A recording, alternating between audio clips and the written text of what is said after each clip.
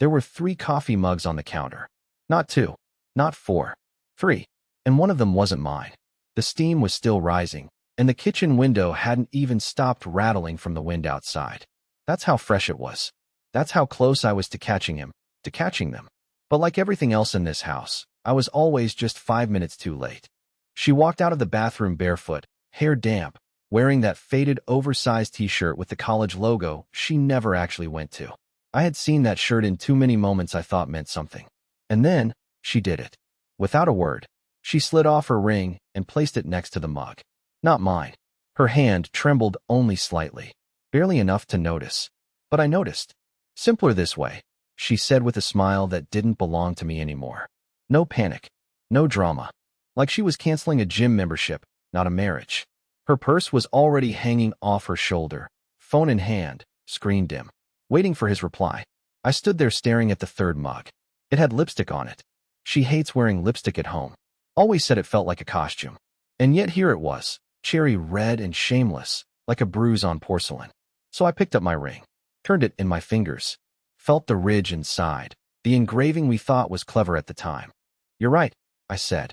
It really does feel lighter without it. She froze. Just a flicker in her step, like a record skipping mid-song. I dropped my ring next to hers. Then I walked over to the coffee pot, poured the 3rd mug down the sink, rinsed it twice, dried it slowly with the towel that still smelled like lemon. Only then did I turn to her and say, "You're free now?" "So am I." Then I opened the front door, but not to leave. She assumed I was walking out. She had no idea who was about to walk in. She blinked fast like a guilty child caught stealing cookies, but her mouth didn't open. Not to defend herself, not to explain. She just stared at the 2 rings lying next to each other like tiny corpses. The silence was thick. So thick, you could hear the house creaking under its own tension. I didn't move, didn't yell, didn't throw anything. And maybe that's what scared her most, that I wasn't reacting the way she had planned. Because she had planned this. Every part of it. The shower, the mug, the smirk, the exit. It was all rehearsed, polished, scripted like she was walking off a stage where she'd performed the role of wife for too damn long. But she didn't know one thing. And that one thing was standing 20 feet away, just outside the front door, still waiting for a signal that would never come. "Is this really how it ends?" she finally asked, voice quieter than I expected. I didn't answer. I just stepped aside and tilted my head toward the door. She looked confused, almost nervous. Not about me. About him. Because Ben, or whatever fake name he was using this week, had no idea I existed in this version of her life. She had told him I was basically out of the picture, staying with a friend, just a roommate now. I know that because I read the texts. I listen to the voicemails.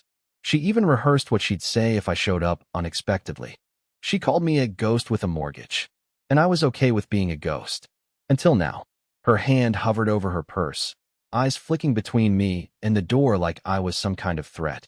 But I wasn't the threat. Not yet. The real threat was the truth, and the truth was about to knock. So I said, calmly, without blinking, "Open it." She hesitated. "What?" "The door." "Go ahead," I nodded. "Invite him in. Don't keep your prince waiting." Her lips parted, but no sound came out. That's when the knock came. 3 gentle taps. Like a polite monster waiting for permission to ruin everything. I watched her entire posture collapse. The pride vanished. The smirk dissolved. Her shoulders dropped like they suddenly remembered what shame felt like. But she still didn't move. Not toward the door. Not toward me. So I walked over and opened it myself. And there he was. You ever see a man who looks completely unprepared for consequences? Like a teenager who threw a party and forgot his parents were coming home early? That was him. Early 30s, blazer too tight around the gut, smug smile already fading. "Hey, He looked past me, expecting her. "Is Melinda here?" I stepped back, leaving the door wide open. "She is," I said. "And you two have a lot to talk about." She stood frozen in the hallway, no longer the confident woman who took off her ring 10 minutes earlier. Her whole body shook. It wasn't love in her eyes. It wasn't excitement. It was fear. Not of me. Not of him. Of what I knew. Of what I had prepared. And of what she had left open. Because Melinda had secrets layered under secrets. And this guy? He wasn't the only one. She forgot one thing about ghosts. We watch everything. Ben took exactly 3 steps into the house before realizing he'd made a catastrophic mistake. The confident swagger he had out on the porch shrank with each creak of the floorboards under his feet. I didn't say a word as I shut the door behind him, slow, deliberate, like a closing chapter. She still hadn't moved. Melinda stood with her hand lightly gripping the stair railing. Her jaw clenched so tightly I thought her teeth might crack. She wasn't looking at me. She wasn't even looking at him. She was staring at the rings, mine and hers, still sitting side by side like tiny gravestones for a life we'd both killed, her with the affair and me with the silence. Ben looked between us, scratching at the back of his neck like a nervous teenager meeting someone's parents. Only he wasn't the boyfriend. He was the storm that rolled in after the foundation was already rotting. Hey, sorry. I thought you were at work, he muttered to her, his voice cracking just enough to make him sound 12 years old. She didn't answer. I tilted my head. She didn't tell you I'd be home? He blinked at me, eyes darting like a cornered animal. I mean, she said you guys were separated or something. Interesting, I said, because she was naked in our bed less than 48 hours ago. That landed hard. His lips parted. Melinda gasped, whether in protest or panic, I couldn't tell. But she finally took a step forward, like she suddenly remembered she had a role to play. Calvin, don't do this, she said under her breath. You're making it worse. Worse than what, Melinda? I snapped. Worse than finding lipstick on a mug that isn't mine. Worse than lying to my face every night for the past 6 months? Worse than hearing your voicemail to him. The one where you said you felt alive again because I'm too boring to matter. Ben raised his hands like a referee in a bar fight. Look, I didn't know it was like this. Oh, I bet you didn't, I cut him off. And I bet you didn't think I'd recognize you either. Now they both froze. Melinda turned slowly toward him, confused. What? I've seen him before, I said. Months ago, at the car dealership off Route 6. I was getting a tire rotation. He was there, with a woman, not you, a redhead, pretty, holding his hand. Ben's face turned white. Melinda narrowed her eyes. What is he talking about? I didn't flinch. He wasn't just seeing you, Mel. He was working a whole circuit.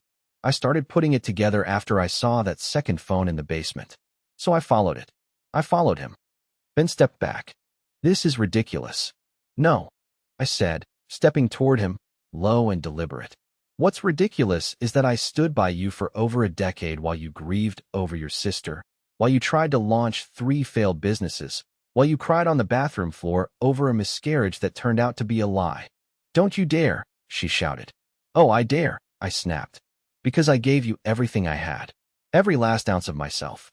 And while I was busy being your emotional punching bag, you were sneaking around with a man who can't even keep his own lies straight. Ben tried to speak, but it came out as a muttered apology that he didn't even finish. You thought I was just going to vanish quietly, I said, turning back to her. That I'd just take the hit, cry in the garage, and disappear like a good little ghost. But I'm not a ghost, Mel. Not anymore. She didn't say anything, just looked at me, no longer with arrogance or irritation, but with real, raw fear. Not because I was yelling, because I wasn't.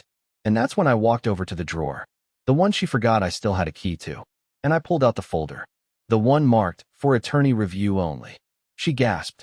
And Ben? Ben ran. When Ben bolted out the front door like a child caught with his hand in the candy jar, he didn't even bother to close it behind him. The wind slammed it shut like punctuation, like the house itself was saying enough.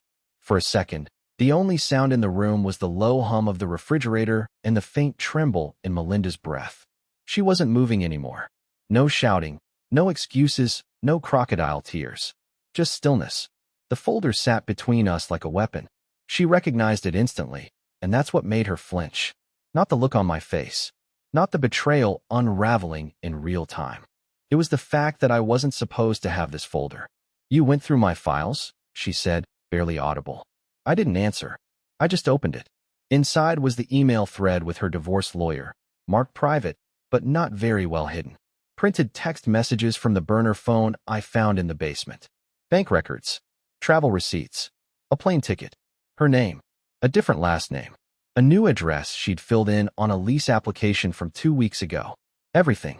Mel, I said slowly, never breaking eye contact. You weren't just planning to leave me. You were planning to erase me. She swallowed hard. Her hand went to her throat as if the weight of the lie was physically choking her. I was going to tell you, she whispered. When? After the moving truck came? After you drained our joint account? Or after you walked into a courtroom and pretended like you were the victim of some emotionally distant husband who just couldn't meet your needs anymore? She closed her eyes. Her lips moved, but no words came out. I could see it now, the whole plan. The clean exit. The narrative she built. The new life she was constructing brick by brick while I fixed leaky faucets and made dinner for two. You filed the lease under Melinda Lane, I continued. That was your grandmother's maiden name, wasn't it?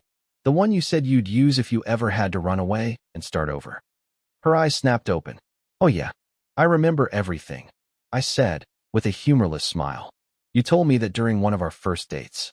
Said it half-jokingly while sipping cheap red wine. Said if the world ever got too heavy, you'd disappear and reinvent yourself. You even said you had the name picked out since you were 13. Melinda Lane. She slowly sat down in the chair she had been heading for before this all went to hell. The same chair where her lover had probably been sipping coffee just minutes before I walked in. Now, she looked like she couldn't even feel her legs. How long?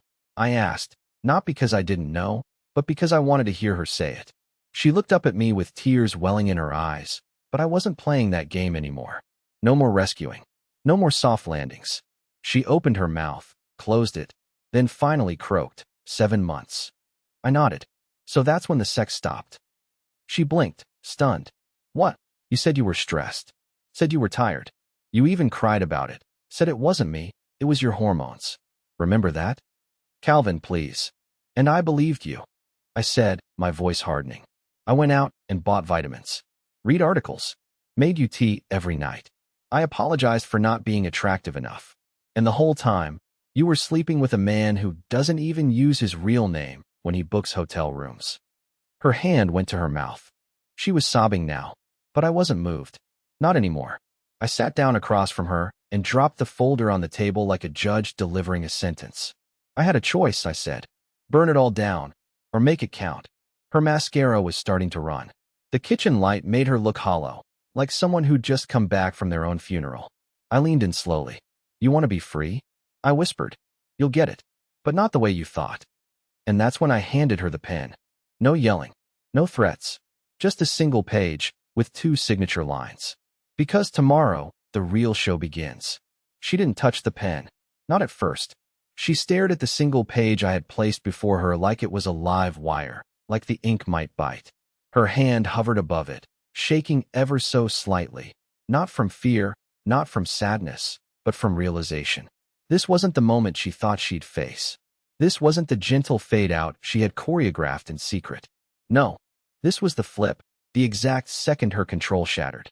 You're making this ugly, she whispered, her voice ragged. I leaned back, folding my arms. No, Mel, you made it ugly. I'm just giving it a frame. The document in front of her was short, clean, and devastating.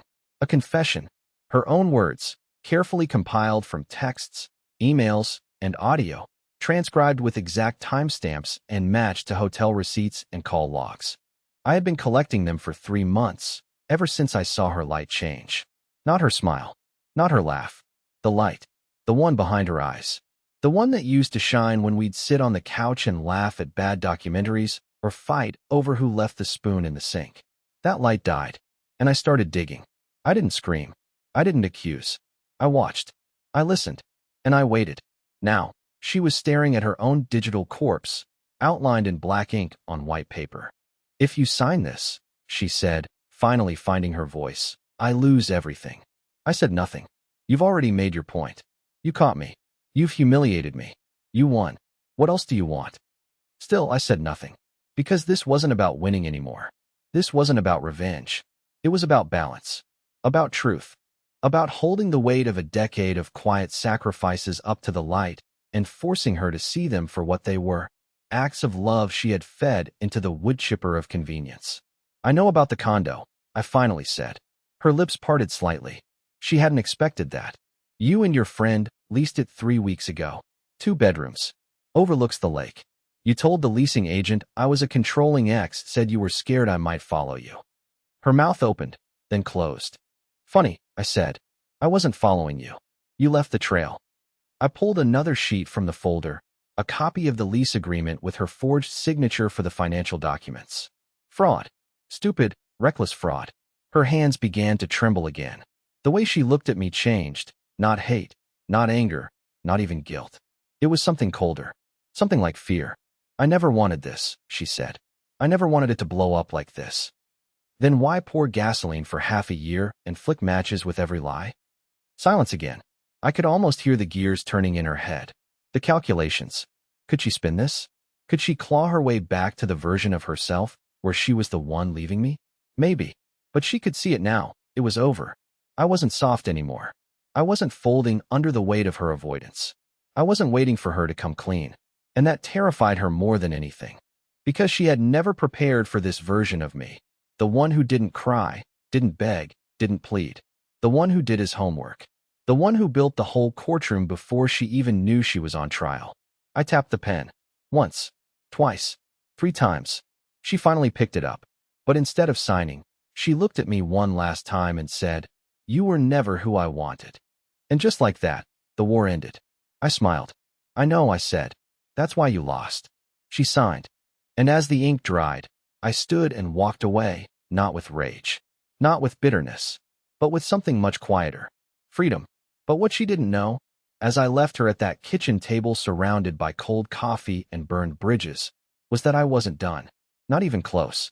Because in her desperation, she had missed one final thread, one piece of her betrayal that stretched further than she ever realized. And it was connected to someone else. Someone I hadn't spoken to in 10 years. Until last week. The last time I heard from Isaac Delmer was 10 years ago. We were both standing in the hospital hallway, just after they told him his wife had passed. Brain aneurysm. No warning. 1 minute she was complaining about the flickering kitchen light, the next, gone. And the look in his eyes, hollowed out, endless, was the same one I saw in my own reflection this morning. That's when I knew I had to call him. It wasn't a random name. It wasn't a whim. It was a name Melinda once whispered in her sleep. Twice. I had brushed it off the first time. Maybe it was a dream, a memory. But the second time, when she moaned it with a smile, curled away from me like I wasn't even there, I remembered. Isaac Delmer, her study partner from college. The one she always said she lost touch with. Except they hadn't lost touch. They'd just gone underground. After she signed the confession, I didn't sleep. I didn't celebrate. I drove. Through the night. No music. No coffee. Just white lines and rage. I found Isaac still living in that same rundown farmhouse outside Crawford Ridge. Time hadn't been kind to him. And from the moment he opened the door and saw me standing there, older, colder, different, I knew. He recognized me. And he expected this day to come. He didn't deny it. Didn't even try. Just stepped back, nodded once, and said, "It's about her, isn't it?" I stepped inside. The next 2 hours peeled back layers I didn't know existed. It wasn't just the affair with Ben. It wasn't even just the betrayal of our marriage. This went deeper, farther back. Turns out Melinda had a pattern. A very specific one. Find someone soft, stable, kind. Build them up. Lean on them. And just when they became too real, too useful to leave, but too inconvenient to stay loyal to, she'd detach. Quietly. With precision. Isaac had been engaged to her in 2009. They were 2 months from their wedding when she ghosted him. No fight. No note. Just gone. Took half the joint savings. Vanished off the face of the earth. And 2 months later, she popped up in another state with a new name on social media, dating a corporate exec with a beach condo and a trust fund. That lasted just under a year. By the time she came back to our city and met me, she'd reinvented herself again. New haircut. New job. New version of the same story. I've been hurt. I just want something real. Isaac never chased her. Said he knew if he did, she'd eat him alive all over again. But he never forgot. He held on to everything. The emails. The engagement photos. Even her old voicemail. It was all still there. Just like my folder. He didn't keep it for revenge. He kept it for closure. And now we both had it. When I returned home, Melinda was gone. Not just from the house, but gone. Like she never existed. The car, the clothes, even her toothbrush. Every trace wiped out in less than 12 hours. She knew. She always knew how to vanish when the tide turned. But what she didn't take was her mother's necklace, the one she never removed. I found it in the sink, and I knew what that meant. She wasn't vanishing. She was running. The difference? Vanishing is clean. Running means she's scared. She knows I'm not done. Not after what she did to Isaac. Not after what she did to me. Because now I wasn't just rebuilding my life. I was going to dismantle hers. The carefully crafted tower of lies she built on the backs of every man she hollowed out. And the next time she looked over her shoulder, I'd be there. Not to hurt her, just to remind her. Some ghosts don't disappear. Some of us learn how to haunt back. I didn't expect the bank call. Not that morning. Not with everything else already collapsing around me like some sick, emotional Jenga tower. I was drinking burnt black coffee at the edge of the kitchen counter when my phone rang. Anonymous number, robotic tone, asking if I had recently opened a new line of credit in Nevada. Nevada? I told them no. No, I had not opened any accounts. No, I had not applied for any loans. No, I had not used the name Calvin J. Westridge for anything outside my home state. The woman on the other end cleared her throat. Sir, there's something else. And that's when I learned Melinda had forged my signature. Again. Not just for the lease. Not just for hotel charges slipped into the gray space of our joint card. She had opened a separate business account in my name 2 months ago under a relationship consulting business. Cute. I guess monetizing betrayal is more scalable than I thought. The thing is, the address on file wasn't new. It belonged to a small office suite I'd been to once. With her. Years ago. Back when she said she was helping a friend with marketing advice. I remembered the brick wall. The tiny gold plaque. The old receptionist with the loose bun and judgmental eyes. It was all coming back now. Except I wasn't the friend. I was the cover. After I hung up with the bank, I sat in silence for a while, staring at nothing. And I realized something darkly poetic. All these years, I thought I was building a life with her, layering bricks of loyalty, compromise, forgiveness, when all I'd really done was build her the perfect disguise. Melinda didn't just cheat. She performed. She created versions of herself so believable that I, and probably half a dozen others, fell in love with fiction. She was a con artist of the heart, and worse, she'd gotten good at it. Too good. I wasn't even angry at this point. I was fascinated. What kind of person plans this deeply? What kind of mind bends reality around their own convenience like origami? And then I got another message. Not from the bank. Not from Isaac. From a woman named Talia. She found me through an old post I'd written on a forgotten DIY forum about repairing old boiler systems. Apparently Melinda had once used that post to brag about how smart her husband was to someone at a company holiday party. Talia remembered my name. And when she saw it tied to the lease paperwork Melinda had accidentally emailed to the wrong address, she started digging. Turns out, she was Ben's ex-fiancé. And Ben? Well, Ben wasn't just a cheater. He was also married. With a toddler. What Melinda didn't know, or maybe forgot in the blur of her serial reinventions, was that every lie is a match. And the more you light, the faster the fire grows. Now all her fires were connecting. And the smoke? It was curling right back to her doorstep. Talia sent me screenshots, bank transfers, text threads, photos, a whole map of Melinda's affairs and aliases, built piece by women who had been burned just like me. And we weren't just building a revenge story. We were building a case. And the best part? Melinda had no idea we were working together. She thought she disappeared into the wind, that she left nothing behind but cold coffee and a couple of bruised egos. But what she actually left was evidence. Because people like her never clean up everything. They just run. And I was finally done standing still. I never filed charges. It wasn't because she didn't deserve it. She did. For the fraud, the manipulation, the layers of lies. For erasing our history while smiling across the dinner table. For looking me in the eyes for months while building a new life behind my back. She deserved every legal consequence available. But I realized something in those last few days. I didn't want to win. I didn't want to destroy her. I wanted to heal. And healing doesn't look like revenge. It looks like freedom. I let the investigators finish what they started. The banks locked the accounts she opened in my name. Her employer received an anonymous tip, not from me, with enough documentation to make her resignation a quiet, desperate thing. I didn't have to lift another finger.